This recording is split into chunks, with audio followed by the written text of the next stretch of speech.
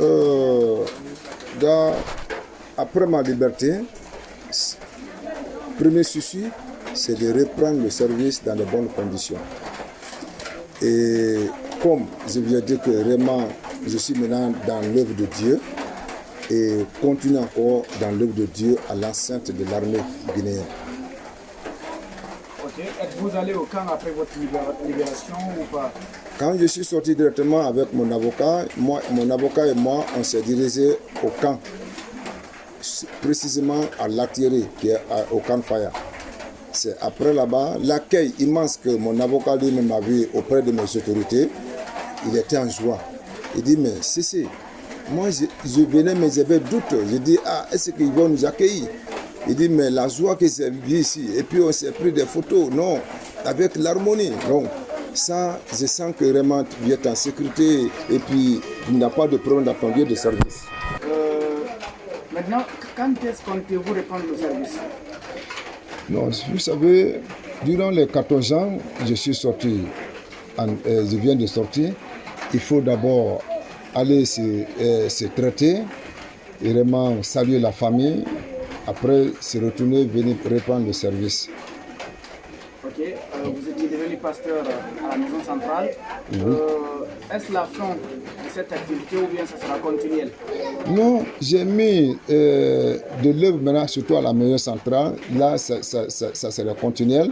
Et que ça est dans ma tête que vraiment quand Dieu me donne les moyens de construire encore et pour qu'il puisse encore continuer encore les œuvres. Parce que c'est ce qui est en moi.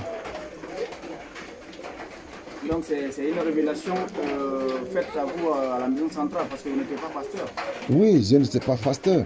J'étais dans le monde.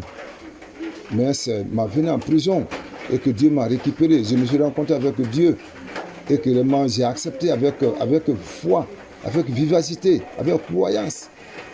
Donc sans recul. C'est-à-dire tout ce que nous voyons dans le monde, c'est éphémère. Mais Dieu devant d'abord, c'est ce qui est la priorité. Faites-nous un petit aperçu de votre séjour à la maison centrale. Comment ça s'est passé? Est-ce que vous êtes devenu pasteur là-bas? Non, c'est quand je suis rentré à la maison centrale, nous étions un peu tourmentés parce que je n'ai jamais calculé penser à la prison.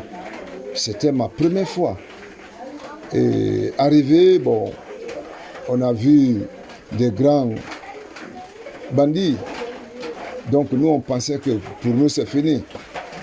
Donc, mais nous sommes rentrés et ils nous ont accueillis dans les bonnes conditions et qu'on s'est logé. Pendant 9 mois, nous étions d'abord dans la cellule.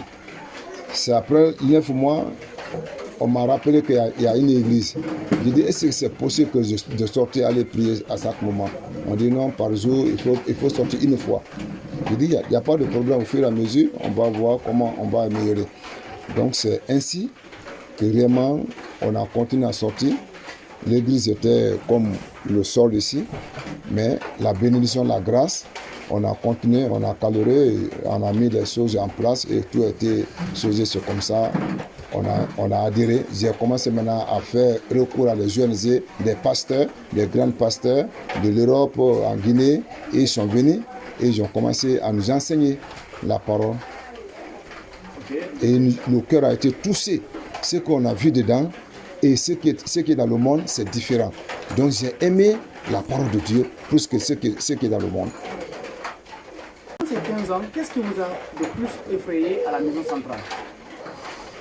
Oh, moi je peux dire, ce qui m'a effrayé, c'est quand le premier jour j'ai reçu ma mise en liberté. Et puis, ils m'ont bloqué sur le dossier du 3 décembre. Je me suis replié. Deuxième reprise encore, c'est revenu.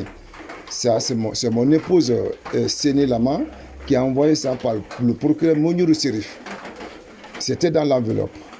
Quand j'ai tenu l'enveloppe pour rentrer donner ça au régisseur, il y a un certain nommé Touré qui a arraché ça dans ma main, il a déchiré. Ça m'a touché beaucoup. Mais je voulais me jeter sur lui. Dieu faisant, le régisseur est sorti, il nous a calmés. Il dit, mais qu'est-ce qui ne va pas? Il dit non, cet homme-là me dit que vraiment, l'enveloppe là, c'est de l'argent que je viens te donner. Et ce petit-là a arraché dans ma main, il a déchiré. Il dit, mais même si c'est de l'argent, ce n'est pas privé pour lui. Mais et au contraire, ce n'est pas de l'argent, c'est ma mise en liberté qui est dans l'enveloppe. Comment il peut arracher et déchirer? Voici vraiment les choses qui m'en font travailler. Mais ça trouvait maintenant que j'avais un peu, je cherchais à recevoir maintenant la parole de Dieu.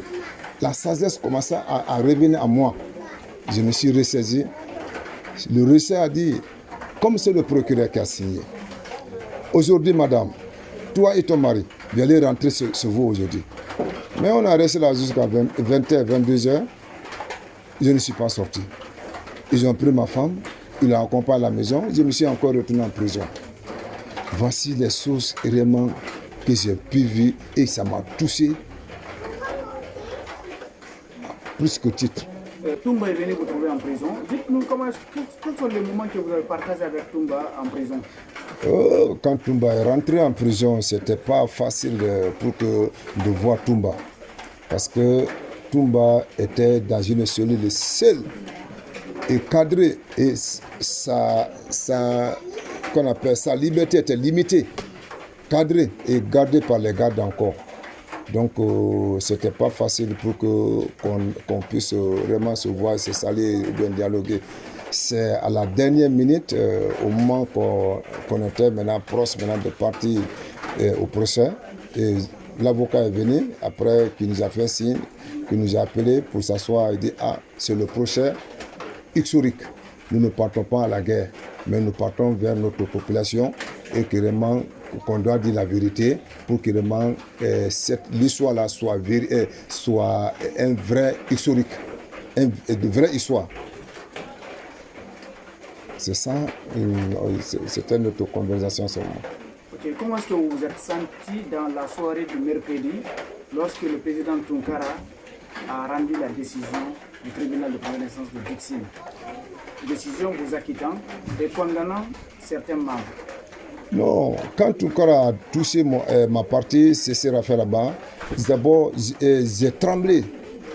Mais la joie qui était dans mon cœur, et j'ai calculé, j'ai fait combien d'années dans cette détention, j'étais tellement, c'est-à-dire en joie, et j'ai pleuré même sur place. Comment est-ce que vous avez passé la nuit? Non, connaissant que vous avez été acquitté, blanchi, vous devez être libre. Et les autres vont continuer à être en prison. Non, moi, ce jour-là, je ne pensais même pas d'aller même passer la nuit. Parce que le même jour, nos frères, les Kalozo, les colonels Diaby, Ali Ouketa, ce jour, ils sont sortis. Et moi, je me restais là-bas. Voici cette nuit-là, c'était encore comme je reprenais encore la prison. Mais comme la sagesse étant dans le cœur de l'homme, je me suis ressaisi. Je dis que Dieu pourvoira. Parce que notre Dieu est puissant, notre Dieu est glorieux. Là où lui il est, il te laissera jamais. Droit dans les yeux, vous avez la population guinéenne en face de vous. Quel appel avez-vous à leur endroit? Quel message avez-vous à leur endroit? Qu'avez-vous à dire à la population guinéenne? En tout cas, ce que moi je lance à la population guinéenne, vous savez, c'est la population qui nous ont habillés dans la tenue militaire.